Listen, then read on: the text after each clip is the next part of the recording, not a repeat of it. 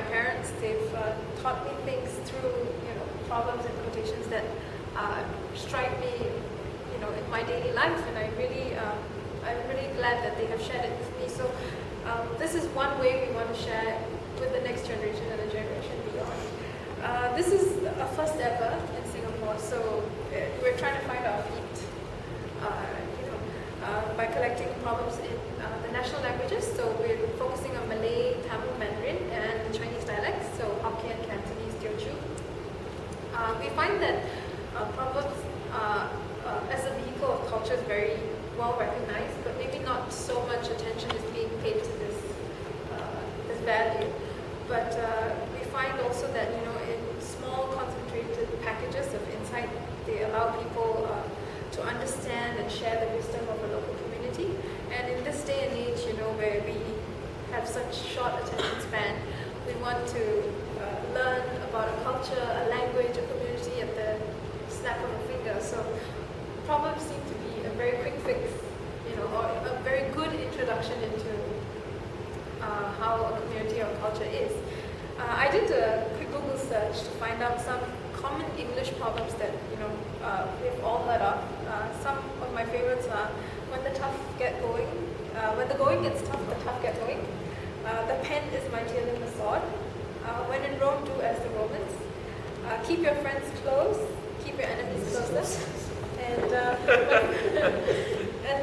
that's one of my favorites. And another favorite I have, and I hope it's true, is fortune favors the bold. So I think we're being very bold in this. If you take the case of Singapore, I felt this was good to chronicle our collection of proverbs, because we have a nice blend of Chinese, Malay, Indian, and other cultures here. And you get this melting pot that's uniquely Singapore. So I feel like we should be documenting this before it's too late. And proverbs are also important in that they reflect, a rich heritage, faith, values, history, and essentially, the flavor of a community from all over the world. And they also serve as teaching tools. So I've used proverbs to remind myself of some of the teachings that my parents and my grandparents, my great-grandparents have told me, and they're no longer around. In the case of Singapore, we've also had a national conversation about the Singapore identity and what it means to be Singaporean, and whether economic development is, should be ahead of preserving our culture and heritage. So we feel that at this point, this project is quite coming at the right time, I'd like to think. And we're also using a lot of social media, so I feel proverbs can be used online, on Facebook, on Twitter, and eventually we have plans to not just grow our presence on Facebook and Twitter. We also have plans to make an app, so you could get a proverb a day. Hopefully that does materialize. For now, we put the video installation that you saw. It was nice in that a lot of people were actually interested. We were quite surprised that there were so many people who came for someone as young as 5 years old. That proverb was actually his own, so I was quite impressed. In putting this book together, I find that proverbs are unique to the culture as well. In the sense, Hokkien proverbs are rather coarse. So one example that I have might be a bit crude. It says, if you can't swim, don't complain that your balls are heavy. And then I find Malay proverbs are situated around village life, so they tend to be around kampong days. So something like a gift of coconut milk is not repaid with poison. Tamil proverbs, they tend to use Indian food as reference. So what good is a toothless man in a Guru shop? Or if you lend your rice mortar, you will lose your voice asking to get it back. So some of you may know that a rice mortar is a staple in the Indian kitchen. So what we've done is we've compiled over 1,000 proverbs. We're tweeting them, and we put them on Facebook for now. And we also have a preview of the brochure. You get a preview there as well. So far we've only teased out those in the A section. So the rest you might have to buy the book to get a sense of it. And in addition to that, we also use crowdsourcing to get the book cover done. So what you see is the book cover, and it was a winning entry from a competition we organized last year with the Arts House. Thank you.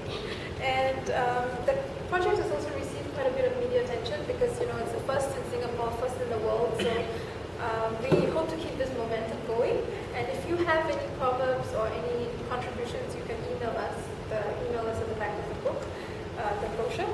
And we hope to publish the book sometime in the middle of this year. So look forward to your support. I have a question. Why is it that it's so important to gather all these proverbs, and why the sense of urgency? And secondly, what is the Singapore identity to you? I think that I feel that at this point we're trying to find our feet as a nation. Like we're experiencing growing pains. This is my personal opinion, and I feel something like where we came from, what kampong life means, for instance, is not being documented as much as we would like to have it. Singapore's become, to me, very glitzy, very glamorous. We've forgotten the heartlands, the neighborhoods, neighborhood living, HDB living. So I feel at this time, if you do something like this, every household will have a book that will remind them of the days that were. And I think it's important for the generations after to realize that this is where Singapore came from. Even if Singapore is not going to be the same way, I think it's always nice to know, your roots. So that's what I feel as important in this sense, and why this book is put together. In terms of Singaporean identity, that's a tough question. To me, I think it's having friends of a different race, different religion, and being able to be part of that religion and race experience, and at the same time being able to practice my own faith and my own religion. I think that's what Singapore has given me, and I don't think that's possible as easily in any other part of the world. So to me, I think that would be my Singapore identity. So just to add with my experience, because I am born and grown up in India, so we could see only the Indian culture, Indian family, all those things. But after coming to Singapore, I learned a lot.